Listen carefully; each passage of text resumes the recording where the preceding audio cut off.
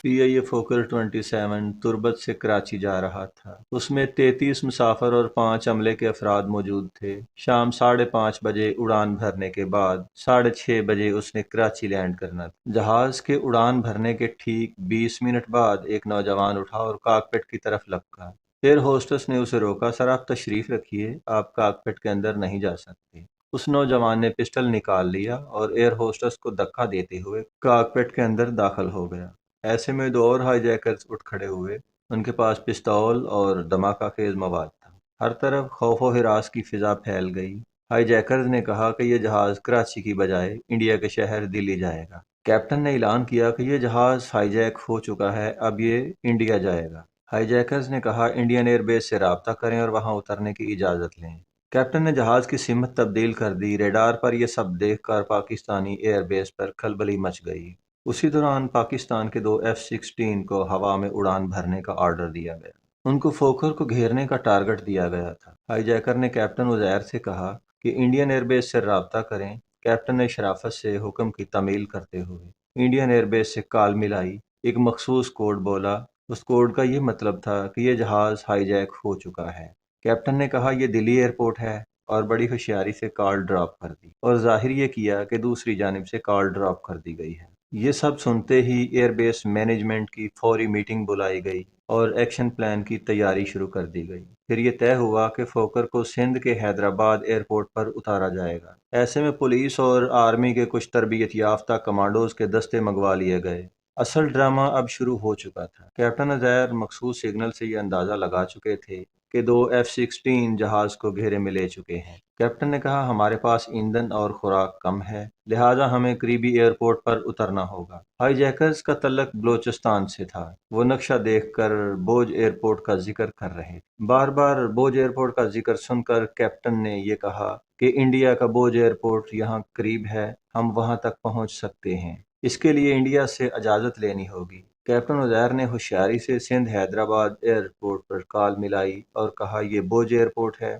یہ ان کا secret signal تھا جسے ایئر بیس مینجمنٹ سمجھ سکتی تھی۔ وہ جان گئے کہ ہائی جیکرز کہاں اترنا چاہتے ہیں۔ جواب میں ایک افیسر نے ہندی زبان میں گفتگو شروع کر دی۔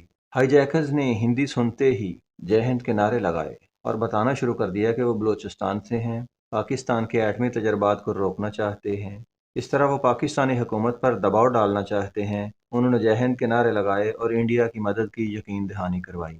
ہندی بولنے والے افیسر نے کہا کہ وہ ان کی بات پر کیسے یقین کر لیں کہ وہ سچ بول رہے ہیں۔ جواب میں ہائی جیکرز نے اپنی ساری تفصیلات، نام، ایڈریس وغیرہ بتا دیے۔ سیکورٹی افیسران نے جلد ہی ان کا سارا ڈیٹا نکال لیا۔ کچھ دیر انتظار کروا کر بتایا گیا کہ انڈیا کے پردھان منتری نے ان کو انڈیا اترنے کی اجازت دے دی ہے۔ ہائی جیکرز نے جے ہند اور جے ماتا کے نعرے لگانے شروع کر دیے۔ دوسری جانب ایئر بیس سے بھی جے ہند کے نعرے لگائے گئے۔ کیپٹن عزیر کو سارے ڈرامے کی سمجھ تھی۔ اس دوران ہنگامی طور پر حیدرآباد ایئرپورٹ سے تمام طیارے ہٹا دیے گئے، پاکستانی پرچم اتار کر انڈیا کا پرچم لگا دیا گیا، تمام فالتو لائٹیں بند کر دی گئیں، ہر طرف سے راستے سیز کر دیے گئے۔ فوکر پہلے ہی حیدرآباد ایئرپورٹ کے قریب تھا، لیکن کیپٹن عزیر بڑی ہوشیاری سے جہاز کو مزید بلندی پر لے گئے اور ایک ہی زون میں چکر لگاتے رہے تاکہ ہائی جیکرز کو یہ لگے کہ جہاز انڈیا جا رہا ہے۔ F-16 ان کے ارد گرد فوکر کے کیپٹن کو مانیٹر کر رہے تھے۔ شہر کی لائٹس بند کر دی گئی تھی تاکہ ہائی جیکرز سمجھ نہ سکیں۔ سبز ہلالی پرچم اتار کر ترنگا لگا دیا گیا تھا۔ ہیڈ کوارٹر سے ہندی میں ہدایات جاری کی جا رہی تھیں۔ کیپٹن عزیر ریڈار سگنل کو فالو کرتے ہوئے جعلی بوج ایئرپورٹ کی طرف بڑھ رہے تھے۔ سارا ایئرپورٹ خالی تھا۔ ہائی جیکروں نے انڈین پرچم دیکھ کر جے ہند کے نعرے لگانے شروع کر دیے اور کیپٹن عزیر کو گالیاں بھی دیں۔ پاکستانی کمانڈوز گھات لگائے فوکر کے اترنے کا انتظار کر رہے تھے۔ جہاز اترتے ہی پولیس اور رینجرز کی گاڑیاں جہاز کے آگے پیچھے کھڑی کر دیں تاکہ یہ دوبارہ اڑان نہ بھر سکے۔ جہاز اترتے ہی پولیس اور رینجرز کی گاڑیاں جہاز کے آگے پیچھے کھڑی کر دی گئیں تاکہ یہ دوبارہ اڑان نہ بھر سکے۔ پھر انڈین کے روپ دھارے ہوئے بغیر ہتھیار کے 3 افراد جہاز میں بات چیت کی غرض سے داخل ہوئے۔ وہ تربیت یافتہ کمانڈوز تھے۔ انہوں نے ہندی میں بات چیت شروع کر دی۔ وہ جہاز کے اندر کے حالات کا جائزہ لینا چاہتے۔ تینوں اہلکاروں نے ہائی جیکرز کو قائل کرنا شروع کر دیا کہ تم لوگ پہلے ہی انڈیا انڈیا میں ہو، عورتوں اور بچوں کو اتار کر جہاز کو دلی لے جاؤ۔ کچھ ہی دیر بعد ان کو قائل کر کے عورتوں اور بچوں کو اتارنا شروع کر دیا۔ ایسے میں رینگتے ہوئے کمانڈوز رات کے اندھیرے میں جہاز کے اندر داخل ہو چکے تھے۔ بس پھر اللہ اکبر کا نعرہ بلند ہوا اور کمانڈوز آگے بڑھے۔ اللہ اکبر کا نعرہ سنتے ہی دہشت گرد دنگ رہ گئے کہ یہ انڈیا کے بوجھ ایئرپورٹ پر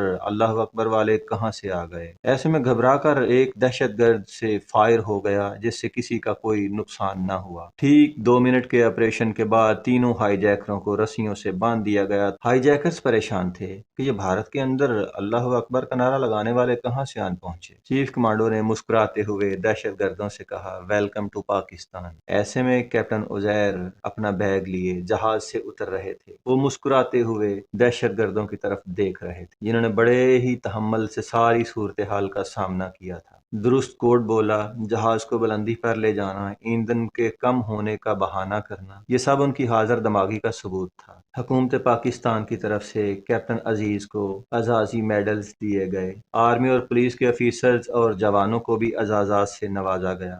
17 سال بعد دہشت گردوں کو 28 مئی 2015 کو پھانسی کی سزا دے دی گئی۔ کیپٹن عزیر نے اپنے ایک انٹرویو میں بتایا کہ ہم اللہ کے سوا کسی سے نہیں ڈرتے، ہمیں موت کا کوئی خوف نہیں۔ جس ملک کے ایسے جوان دلیر بیٹے ہوں اسے کسی سے کوئی خطرہ نہیں۔ پاکستان زندہ باد۔